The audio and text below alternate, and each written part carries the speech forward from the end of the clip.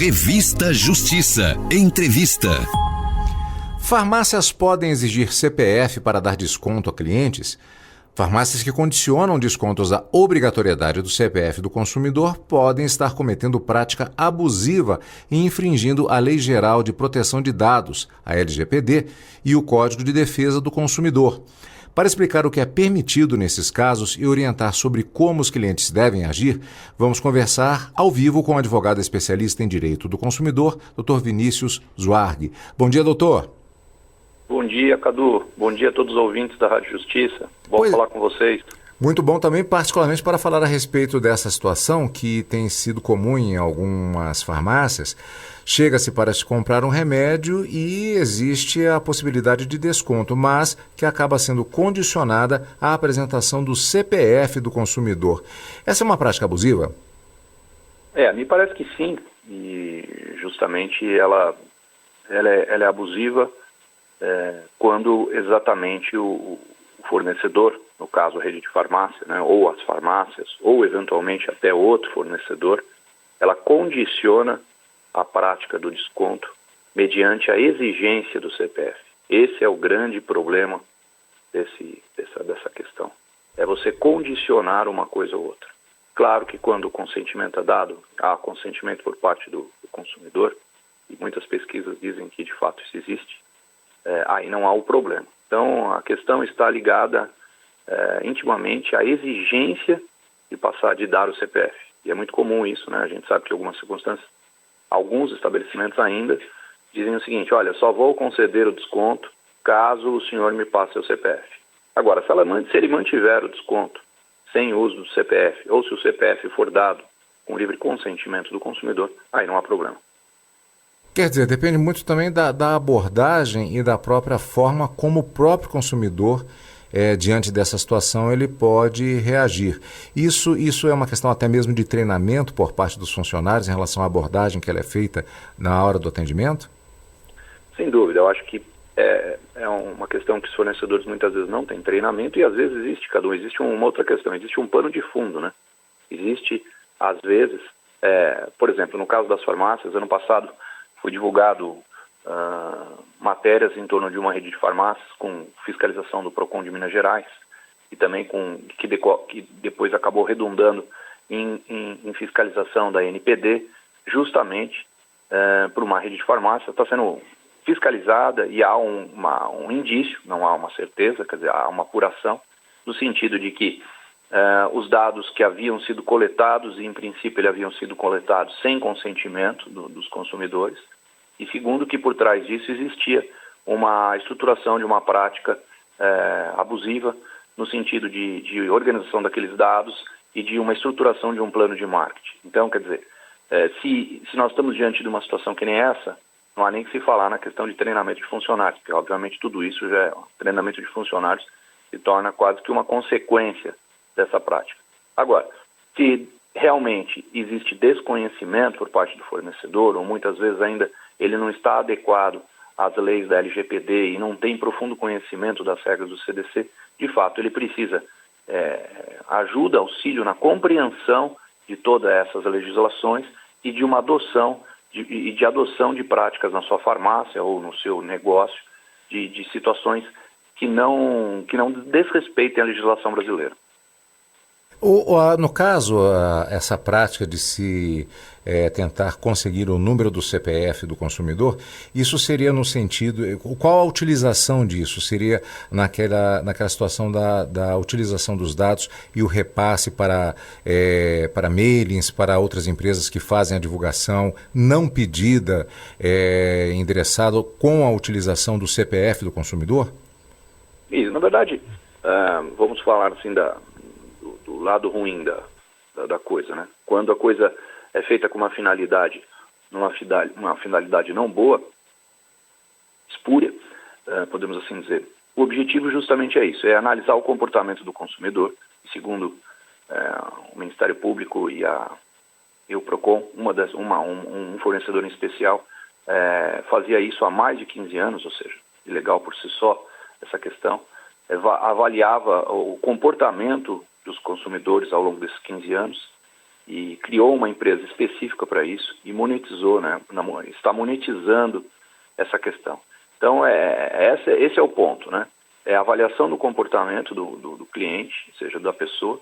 Inclusive, há uma discussão, inclusive, se existem questões de dados sensíveis aí, porque, obviamente, quando você está diante de uma aquisição de medicamentos, existem informações, às vezes, que estão relacionadas a doenças, a patologias, a situações um pouco mais complicadas, e que, obviamente, o CPF, né, aquele consumo periódico com o uso do CPF, revela uma série de questões, a frequência de medicamentos, a necessidade de medicamentos, o preço que muitas vezes é pago, quer dizer, e com base nisso você, obviamente, pode estruturar uma política de marketing. Agora, no caso quando se considera a questão da obrigatoriedade de se passar o CPF, o que está por trás da ação das autoridades em relação a essa prática, o munus, digamos assim, o objetivo é com relação à invasão de privacidade e se criar um condicionamento em relação ao fornecimento desse dado. Quer dizer, como o doutor já bem disse, o CPF ele pode ser fornecido eventualmente em diversas situações, mas a questão é o constrangimento que é criado e o próprio direito à privacidade e do consumidor de não repassar esse dado em troca do que quer que seja. Claro, e obviamente também a finalidade, né? Ou seja, é muito importante saber o dado, e por isso a razão do consentimento, né? Qual a finalidade que está sendo dado aquele dado, né? Justamente porque o dado pode ser a qualquer momento, pode ser revogado, pode ser retificado. Então é importante você saber o dado que está sendo passado para qualquer tipo de fornecedor, o que vai ser feito dele. Embora a gente saiba que na prática algumas circunstâncias são bem complicadas de se avaliar, né? O próprio consentimento é muito difícil às vezes de ser, embora a prova seja do fornecedor, ele provar como ele coletou aquele dado, a gente sabe que essa prova, embora o ônus seja do fornecedor, não é fácil de se demonstrar como é que como se obteve aquele dado. E também a própria finalidade. É para isso que existe, obviamente, existe a NPD, e por isso que foram criados no mundo inteiro, né? Não no mundo inteiro, mas em vários países, órgãos justamente controlando e olhando essa situação de dado, porque o dado se tornou o novo petróleo, né? É uma informação que quando somada a inúmeras pessoas, tem um valor muito grande, porque sabe-se o que está sendo adquirido em termos de mercado de consumo, qual o comportamento das pessoas, ou seja, os dados têm um valor realmente, ele quando monetizados, tem um valor inestimável. Doutor Vinícius, me chega uma informação aqui, inclusive, com relação a uma condenação de uma rede de drogarias, exatamente por condicionar descontos ao fornecimento do CPF do consumidor no ato da compra, sem oferecer informação clara e adequada sobre a abertura de cadastro do consumidor. No caso, houve uma condenação, pelo que diz aqui, em instância administrativa, ou seja, a partir do PROCON, no valor de quase 8 milhões de reais, exatamente nessa situação. Houve um entendimento justamente de que era uma prática abusiva e chegou a haver a condenação e a instituição dessa prática. E pelo que parece, teria sido uma medida administrativa. Quer dizer, no caso, o PROCON, apesar do nome promotoria, é uma confusão muito comum, inclusive nesse sentido. Ele é um órgão que ele tem a possibilidade de fazer esse tipo de condenação, mas em caráter administrativo. É isso mesmo, doutor? Provavelmente isso se dá em 2 estados do Brasil. Então, é uma situação um pouquinho diferente. Eu acho que é no Ceará e Minas Gerais. Eu acho que você deve ter se referido à multa do PROCON de Minas Gerais, porque ambos os PROCONs, eles estão relacionados, né? Eles mantêm uma vinculação com o Ministério Público. Eu confirmo aqui, doutor, aqui disse exatamente que foi processo administrativo, Promotoria de Justiça de Defesa do Consumidor de Belo Horizonte, exatamente Minas Gerais. Belo Horizonte, perfeito. Na verdade é o seguinte, o órgão ele mantém relacionamento, né, podemos dizer, ele é adjunto do Ministério Público, mas o órgão mantém independência. Então, a multa aplicada foi pelo PROCON, o PROCON de Belo Horizonte, né, o PROCON de Minas Gerais. Então, exatamente isso. O órgão administrativo, o PROCON de São Paulo, o PROCON de Minas Gerais, ele obviamente tem discricionariedade para apurar eventual prática de algum fornecedor e avaliar se ali houve desrespeito à legislação ou não. A empresa fornecedora, claro, tem possibilidade e deve se defender em meio ao processo administrativo, em dupla instância, e em havendo um auto de infração que seja considerado infrativo à legislação, é claro que, obviamente, essa empresa pode buscar o judiciário depois para discutir aquele auto de infração, seja para discutir o pano de fundo ou, eventualmente, até para discutir se a multa que foi interposta não foi uma multa abusiva. Isso é muito comum, a gente está muito acostumado com esse tipo de discussão no Brasil. Cheguei na farmácia, tenho que comprar um determinado medicamento, ou me é oferecido algum outro, e a informação, olha, um desconto sensacional para o cliente. Agora, a contrapartida é justamente o fornecimento do CPF. Não, mas eu não quero fornecer o CPF. Não, então não tem desconto. O que é que o consumidor pode e deve fazer nesse momento? Na verdade, ele tem que primeiro exigir que o desconto seja dado sem a obrigatoriedade do CPF, né? E aí precisa ver como é que, a partir do momento que ele disser, olha, eu tenho conhecimento da legislação, ou eu acompanho as notícias, ou eu tenho porque existem advogados, esses têm, obviamente, mais facilidade numa rede de farmácia, mas a população não é feita só de advogados, né? Existem pessoas que não são e que precisam de informação, né? Precisam da imprensa, precisam terem conhecimento de como interpretar a legislação. Ele pode, numa circunstância dessa, falar, olha, eu tenho ciência de que essa obrigatoriedade não pode. E aí aguardar o comportamento. Pode ser que numa situação que nem essa o gerente da farmácia venha e reconsidere sua posição, e aí ele vai comprar o medicamento com o desconto que está sendo dado para todo mundo. Importante esse ponto, né? Porque o desconto é dado para todo mundo. Primeiro você tem um desconto, depois quando ele vai ao caixa para efetivar a compra, é aí que muitas vezes ele tem a ciência de que ele tem que dar o CPF, né? Então pode ser que nessa circunstância a farmácia reconsidere sua posição e venda o medicamento sem a obrigatoriedade de CPF, tudo bem. Ou pode ser que aí temos um problema, pode ser que ele, não, só posso te dar o desconto caso você me forneça o CPF. Aí o consumidor abre uma possibilidade, aí uma imensa possibilidade. Ele pode denunciar para o PROCON, pode denunciar para a NPD, né? E pode depois, que isso na prática não vai acabar valendo a pena, né? Vai ser uma discussão, provavelmente, costumo dizer, né? O molho vai sair mais caro que o peixe, né? É óbvio que ele pode depois tentar forçar assim, judicialmente, né?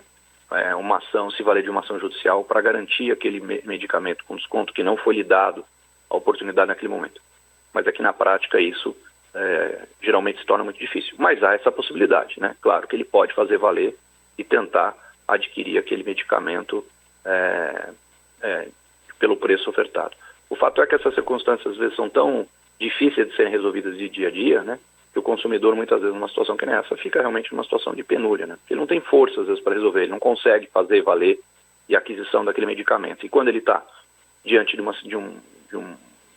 uma patologia, de uma necessidade, geralmente quem vai buscar medicamento precisa do medicamento. Ele não tem essa possibilidade de, então tá bom, então eu vou ver como eu vou resolver isso.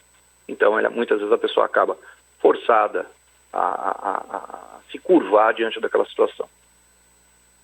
Aí, no caso, como se trata de uma questão do PROCON, seria mais uma medida administrativa, não é o caso, por exemplo, de um boletim de ocorrência, não seria isso, ou seria?